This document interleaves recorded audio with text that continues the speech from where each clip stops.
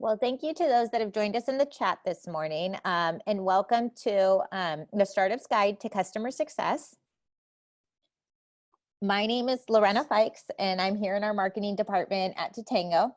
I'm excited this morning to introduce Omer Gottlieb. He is one of our founders of Tatango and our SVP of Business Development, and Jennifer Ching, who is an author and is the head of customer success at Yup Technologies.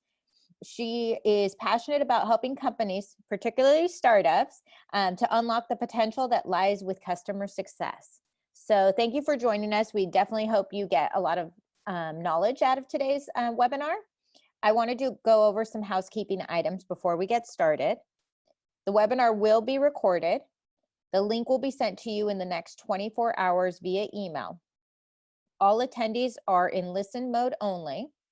And there is a Q&A function at the bottom of the webinar window. So if you have any questions, please feel free to type it in here and we will answer them at the end. Also, feel free to join us in the chat if you just want to chat, say hi to everybody. But as of right now, I'm going to turn it over to Omer and Jennifer. So welcome.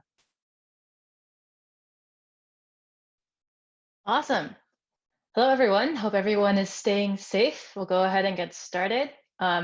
My name is Jennifer Chang. I'm the author of the Startup's Guide to Customer Success, as well as the head of customer success at Yup Technologies, which is an education technology startup here in San Francisco. Super excited to be talking with you all you guys today about what customer success looks like at startups. I founded and grew my customer success team from the ground up back in 2016, and I know how hard it can be to create and run customer success at a startup. So I'm really excited to share with you the tips and tricks that have gotten me to where I am today. But first, to get an idea of who's in the audience, we have a quick poll. Can bring up the poll. Yep, I've launched it. Awesome.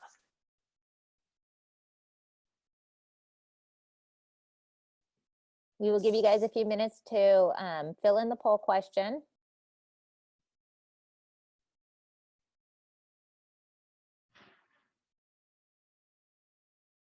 Or just a few seconds, sorry. Go ahead and just answer on the screen. You'll see the poll right in front of you.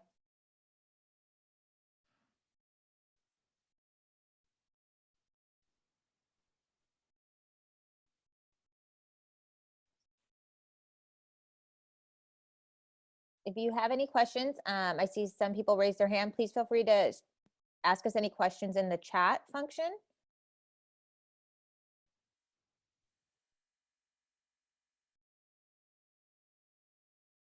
The question is, for those that may not see the poll, we've launched it, but the question is, what type of company are you with?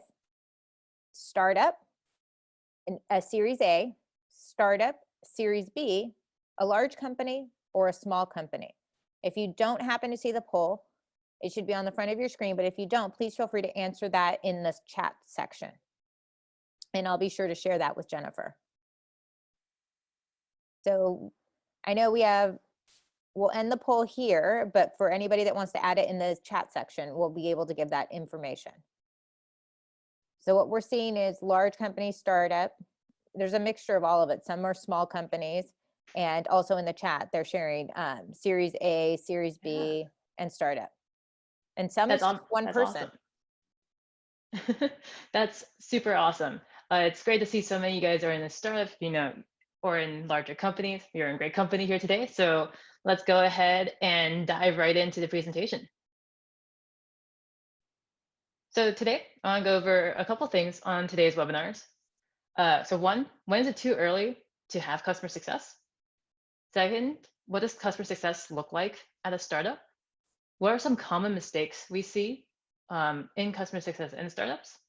Looking ahead and planning for scale. COVID-19 implications for the customer success community and teams. And then we'll end with some Q&A. So when is it too early to start a customer success team? Actually, this is a trick question. We should be thinking about starting a customer success function on day 0. Why? Well, in the past 30 years, with the rise of technology, there's been a shift in customer expectations. To quote Data Niv here, customers feel empowered and demand a whole new level of customer focus.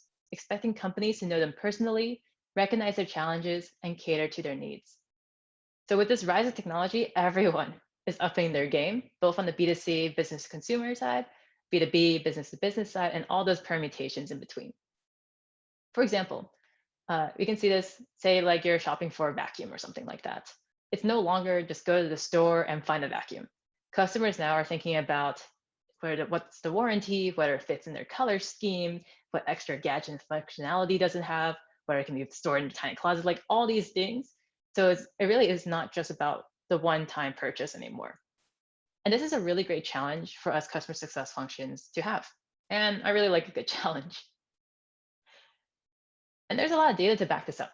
So focusing on your customer experience and more holistically, customer success pays off.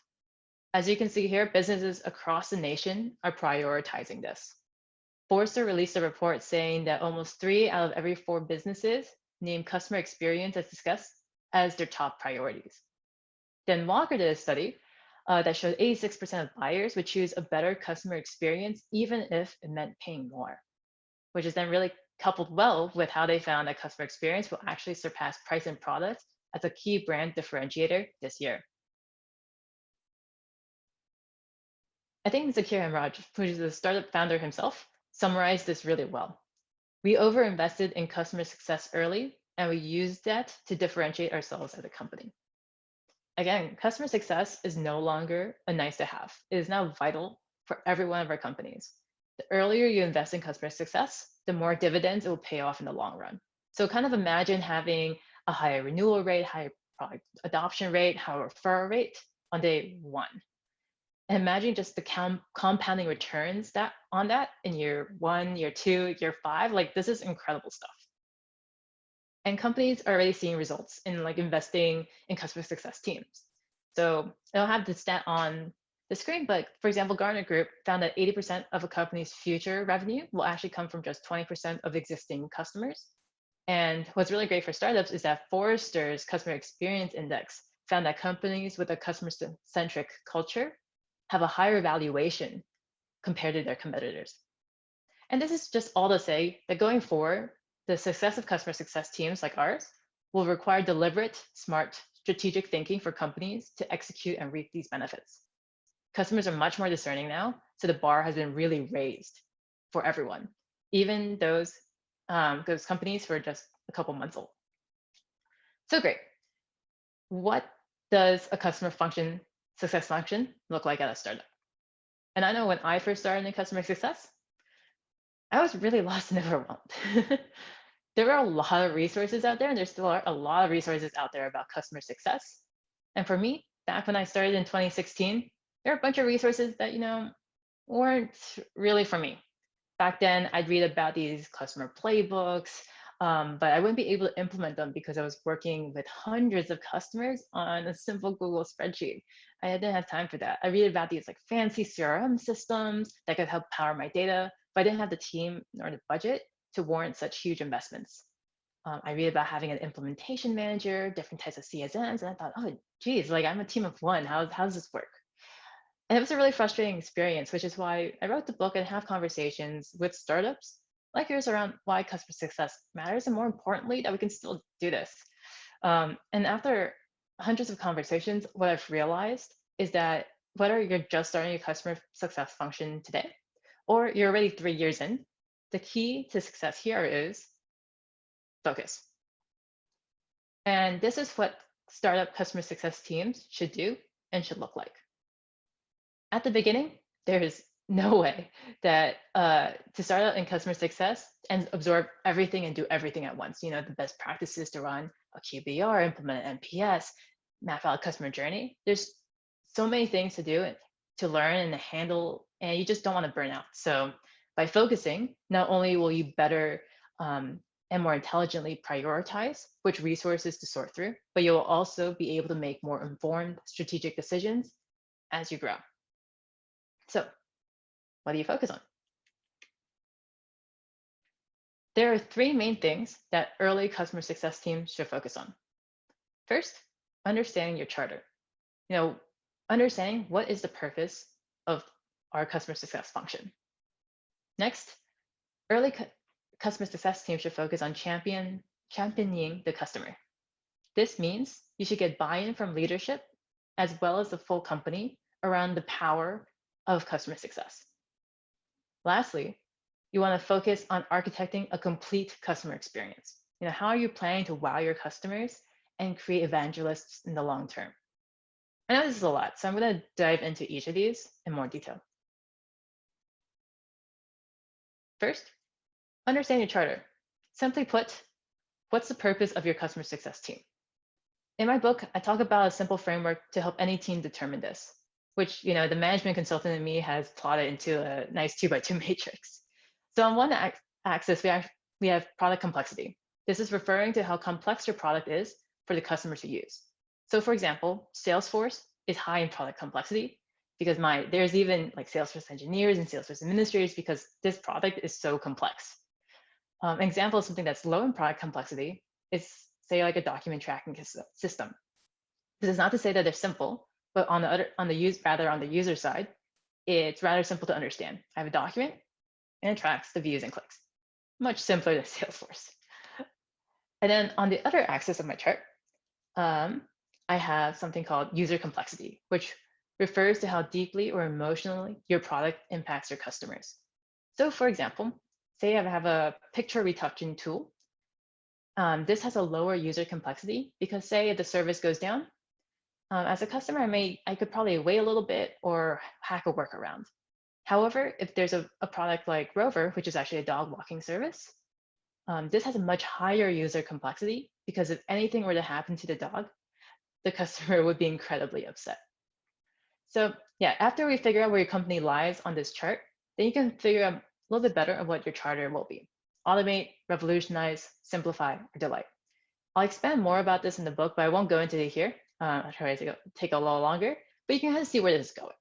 And first, by understanding like the purpose and why your customer success team is here, you can make clear decisions later down the road. Another focus of the customer success team at a startup is to champion the customer. And this boils down to two main things: executive buy-in and overall team buy-in. So why is executive buy-in important? Because if they don't fully understand the power behind customer success and the potential that it has, it's going to be really tough for you as a customer success team to get the resources and leverage to help your customers succeed. Emily Hayes here in this quote sums up pretty well. Show your executive how it could be different. If only someone had been paying closer attention. Don't just focus on the loss, show the potential. And executives have been buying in. A 2015 Preact survey showed that 70% of CEOs are now in support of customer success, and this number is continuing to grow. Furthermore, with executive buy-in, you can work cross-departmentally much more smoothly. So for example, one of the teams that we'll be working closely with is the product team.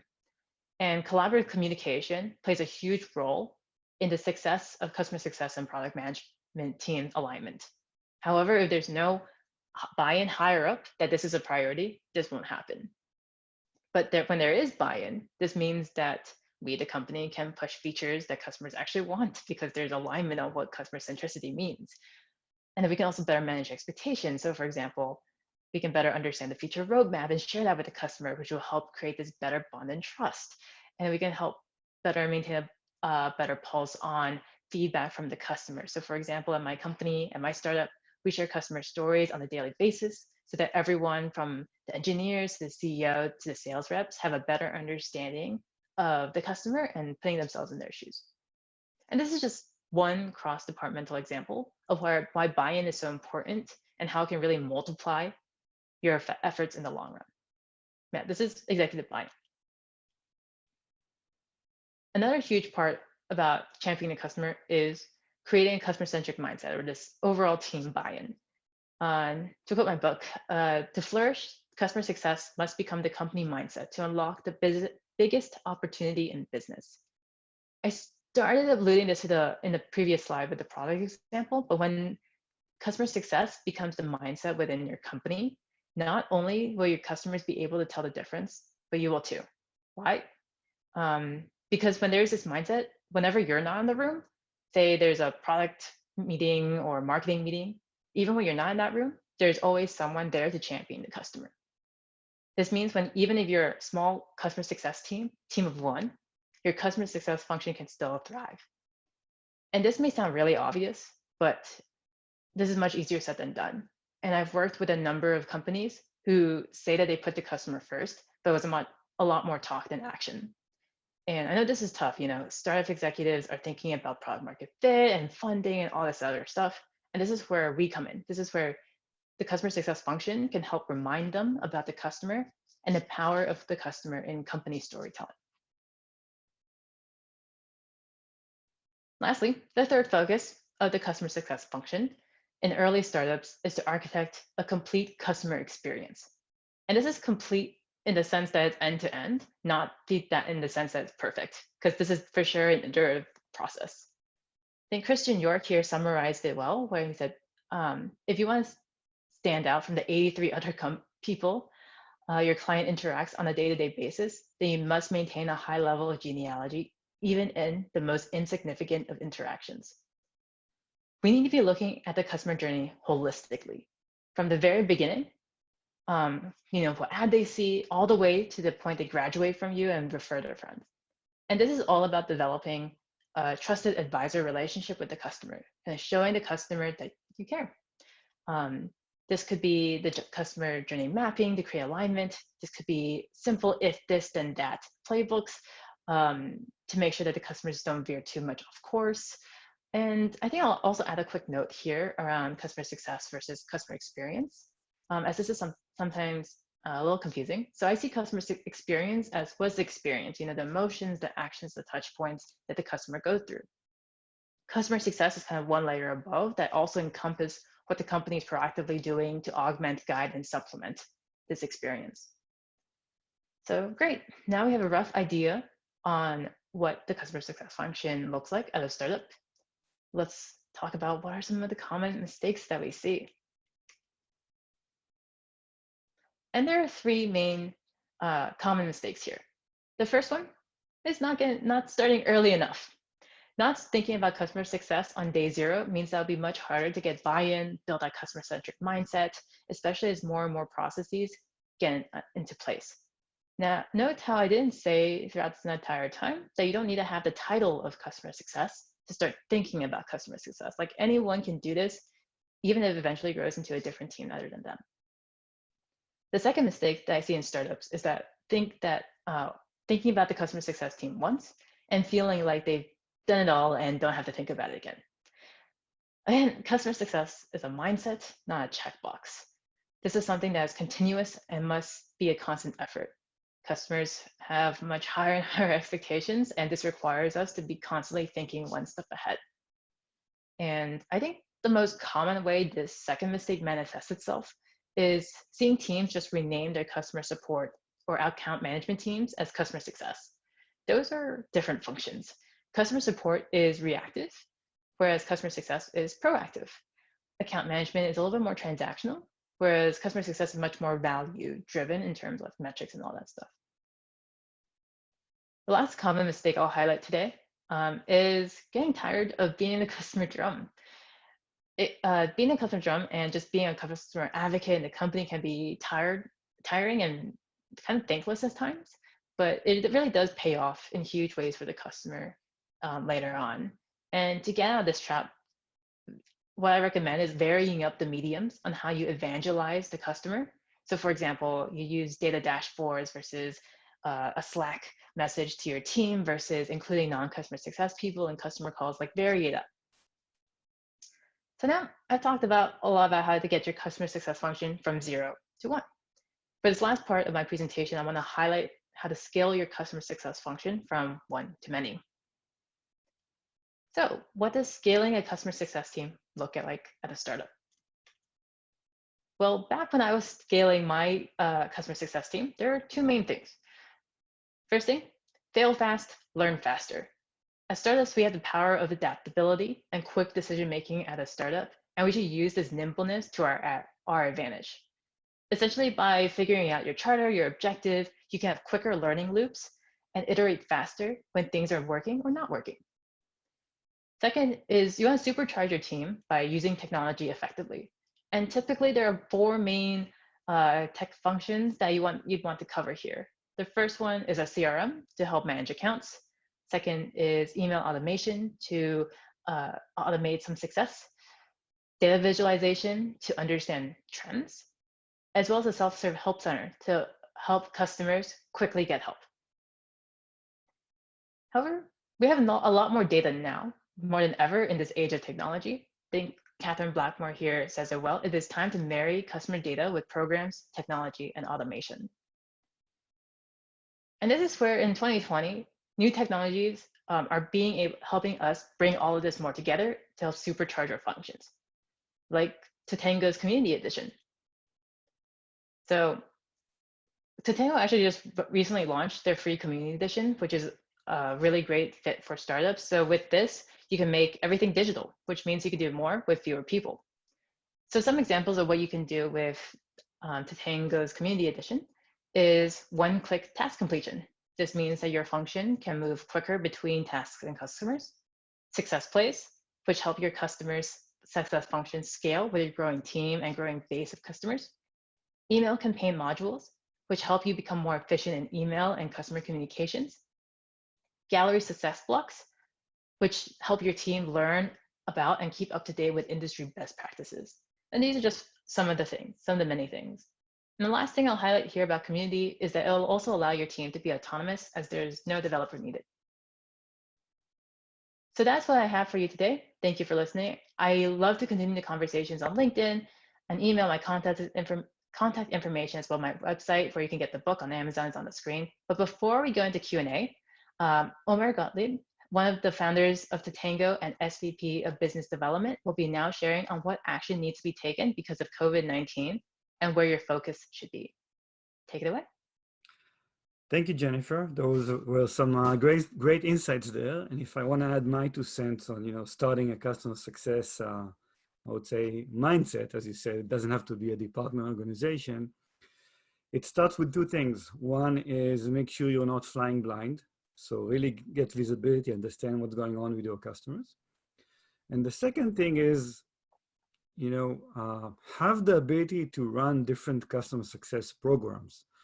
You're probably going to start with programs like onboarding and adoption, but as you will mature, as you move forward, you'll have the ability to run many multiple programs like expansion, renewal, and advocacy to really be successful and drive the customer to a journey. So for me, any beginning of customer success starts with visibility and then programmatically run those things.